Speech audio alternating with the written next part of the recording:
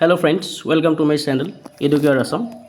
আজি আমাৰ ADRE Gate 4 আৰু আসাম পুলিচৰ উপযোগী হোৱাকৈ জেনেৰেল নলেজৰ কেইটামান question most important question answer আলোচনা কৰিব ওলাইছোঁ। প্ৰথম প্ৰশ্নটো আছিলে অসমত প্ৰথমবাৰৰ বাবে ৰাষ্ট্ৰপতিৰ শাসন কিমান চনত হৈছিল? অপশ্যন এ 1974 চনত, অপশ্যন বি 1979 চনত, অপশ্যন চি 1990 চনত, অপশ্যন ডি 1995 চনত। ইয়াৰে কাৰেক্ট এনচাৰটো হ'ব অপশ্যন নম্বৰ বি 1979 চনত। ইয়াৰ পিছৰ প্ৰশ্নটো হ'ল বিধানসভাৰ অধ্যক্ষক কোনে নিৰ্বাচন কৰে? অপশ্যন এ বিধানসভাৰ সদস্যসকলে, অপশ্যন বি ৰাজ্যপালে, অপশ্যন চি মুখ্যমন্ত্ৰীয়ে, অপশ্যন ডি উচ্চ ন্যায়ালয়ৰ মুখ্য ন্যায়াধীশে। ইয়াৰে আমাৰ কাৰেক্ট এনচাৰটো হ'ব অপশ্যন নম্বৰ এ বিধানসভাৰ অধ্যক্ষক বিধানসভাৰ সদস্যসকলে নিৰ্বাচন কৰে। এ ইয়াৰ কাৰেক্ট এনচাৰ। পিছৰ প্ৰশ্নটো হ'ল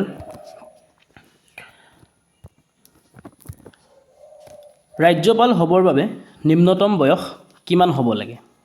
option A 25, option B 30, option C 35, option D 40। ইয়াৰে কাৰেক্ট এনচাৰটো হ'ব আমাৰ অপশ্যন নম্বৰ চি 35 বছৰ বয়স হ'ব লাগে। ইয়াৰ পিছৰ প্ৰশ্নটো হ'ল ৰাজ্যৰ বিশ্ববিদ্যালয়সমূহৰ আচাৰ্য হ'ল ডেছ। অপশ্যন এ ৰাজ্যপাল, অপশ্যন বি মুখ্যমন্ত্ৰী, অপশ্যন চি মুখ্য ন্যায়াধীশ, অপশ্যন ডি ৰাষ্ট্ৰপতি। আমাৰ ইয়াৰে কাৰেক্ট এনচাৰটো হ'ব অপশ্যন নম্বৰ এ ৰাজ্যপাল। ৰাজ্যৰ বিশ্ববিদ্যালয়সমূহৰ আচাৰ্য হ'ল ৰাজ্যপাল। ইয়াৰ পিছৰ প্ৰশ্নটো হ'ল অসম চুক্তি কেতিয়া স্বাক্ষৰিত হৈছিল? Option A 1979, option B 1989, option C 1990, option D 1985। Assam চুক্তি কেতিয়া স্বাক্ষৰিত হৈছিল? ইয়াৰে আমাক কাৰেক্ট এনচাৰটো হ'ব অপশ্যন নম্বৰ ডি 1985 চনত। ইয়াৰ পিছৰ প্ৰশ্নটো হ'ল মুখ্যমন্ত্ৰীক কোনে নিযুক্তি দিয়ে? অপশ্যন এ ৰাজ্যপালে, অপশ্যন বি ৰাষ্ট্ৰপতিয়ে, অপশ্যন চি প্ৰধানমন্ত্ৰীয়ে, অপশ্যন ডি উচ্চ ন্যায়ালয়ৰ ন্যায়াধীশে। আমাৰ ইয়াৰে কাৰেক্ট এনচাৰটো হ'ব মুখ্যমন্ত্ৰীক নিযুক্তি দিয়ে ৰাজ্যপালে। অপশ্যন নম্বৰ এ ইয়াৰে কাৰেক্ট এনচাৰ। আৰু প্ৰশ্ন হ'ব পাৰে যে ৰাষ্ট্ৰপতিক কোনে নিযুক্তি দিয়ে? ৰাষ্ট্ৰপতিক কোনে নিযুক্তি দিয়ে বুলি যদি প্ৰশ্ন হয় তেতিয়াহ'লে উচ্চতম ন্যায়ালয়ৰ মুখ্য ন্যায়াধীশে ৰাষ্ট্ৰপতিক নিযুক্তি দিয়ে।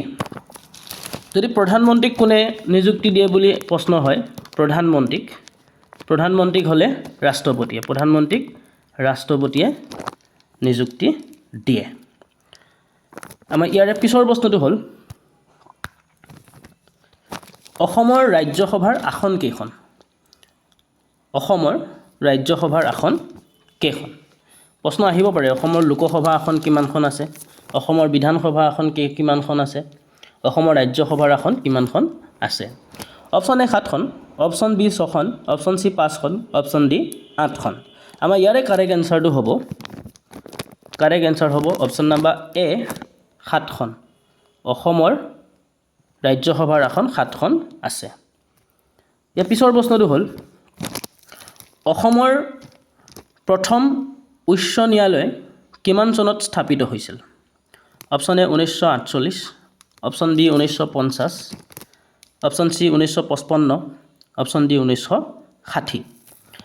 আমাৰ ইয়াৰে কাৰেক্ট এনচাৰটো হ'ব অপশ্যন নম্বৰ এ 1948 চনত অসমৰ উচ্চ ন্যায়ালয় স্থাপিত হৈছিল।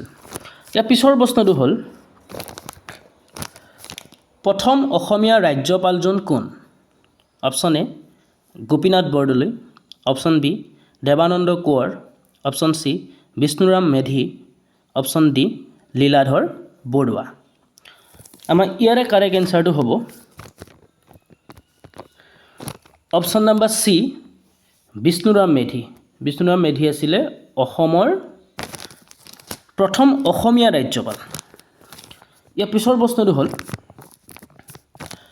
ৰাজ্যিক প্ৰশাসনৰ মুৰব্বী কোন?